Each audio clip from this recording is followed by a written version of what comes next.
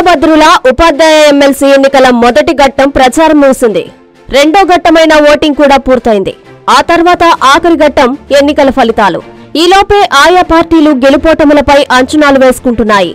ఎంత మెజారిటీతో గెలుస్తామని ప్రధాన పార్టీల అభ్యర్థులు తర్జన భర్జనలు పడుతున్నారు. సార్వత్రిక ఎన్నికలకు ఏడాది ముందే ఎమ్మెల్సీ ఎన్నికలు జరగడంతో వీటిపై సర్వత్రా ఆసక్తి నెలకొంది. ఎన్నికలను అన్ని రాజకీయ పార్టీలు ప్రతిష్టాత్మకంగా తీసుకున్నాయి. గెలుపు కోసం తీవ్రంగా శ్రమించాయి. ఎత్తుకు పై ఎత్తులతో సాగిన ఎన్నికల ప్రచారం ముగిసింది. హోరాహోరీగా జరిగిన ఈ ప్రచారంలో అన్ని రాజకీయ పార్టీలు పెద్ద ఎత్తున ప్రచారం చేశాయి. ఎట్టకేలకు సోమవారం పోలింగ్ పూర్తి కావడంతో అన్ని రాజకీయ పార్టీలు అభ్యర్థులతో పాటు ముఖ్య నాయకులు ఎవరికి వారు ఎవరు గెలుస్తారు, ఎంత మెజారిటీతో గెలుస్తారన్న విషయంపై అంచనాల్లో మునిగి తేలుతున్నారు. పోలింగ్ కేంద్రాల వారీగా పోలింగ్ సరళిని పరిశీలిస్తూ అభ్యర్థులు కాకి లెక్కల్లో నిమగ్నమయ్యారు. ఎన్నికల్లో మేధావులు, ఉద్యోగులు, గ్రాడ్యుయేట్ల ఓట్లు రానున్న సార్వత్రిక ఎన్నికలను ప్రభావితం చేయనున్నాయి.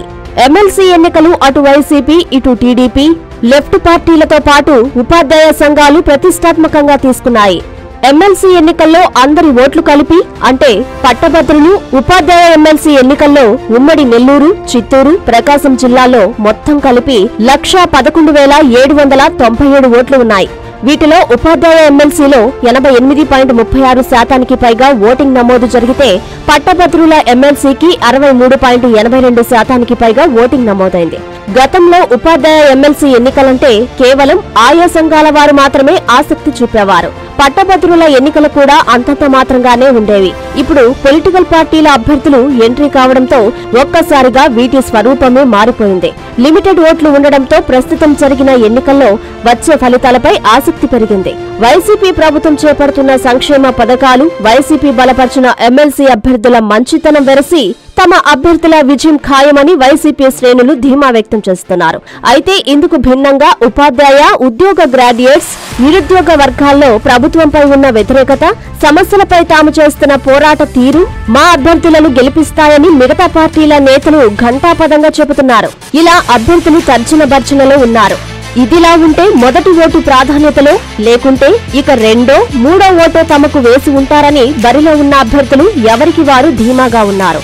పోలైన ఓట్లలో గెలుపునకు అవసరమైన ఓట్లు మొదటి ప్రాధాన్యతలో, లేకుంటే రెండో ప్రాధాన్యత ఓట్లను లెక్కిస్తారు. దీంతో రెండో ప్రాధాన్యత ఓట్లు కీలకంగా మారుతుందని అంటున్నారు.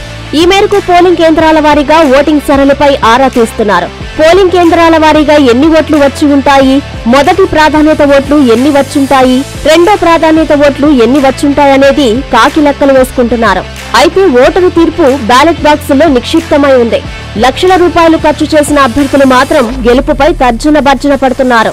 మనసులో గుబులు రేపుతున్నా పైకి మాత్రం ధీమాగా కనిపిస్తున్నారు.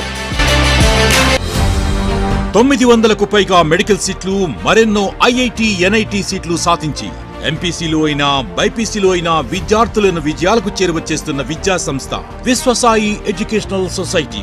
విద్యా బోధనలో అపార అనుభవం కలిగిన డైరెక్టర్స్ విద్యార్థుల క్రమశిక్షణకు, వారి మానసిక దృఢత్వానికి ఎల్లప్పుడూ తోడుగా నిలిచే faculty, concept based teaching, easy learning, genuine practical knowledge లాంటి ఆధునిక విద్యా విధానానికి తగిన విద్యా బోధనా విధానం పాటిస్తూ ఒత్తిడి లేని ఎగ్జామ్ ప్రిపరేషన్ ద్వారా విద్యార్థులకు స్ట్రెస్ ఫ్రీ ఎడ్యుకేషన్ అందిస్తూ వారి విజయాలను మరింత సులభతరంగా మారుస్తున్న విద్యా సంస్థ విశ్వసాయి ఎడ్యుకేషనల్ సొసైటీ.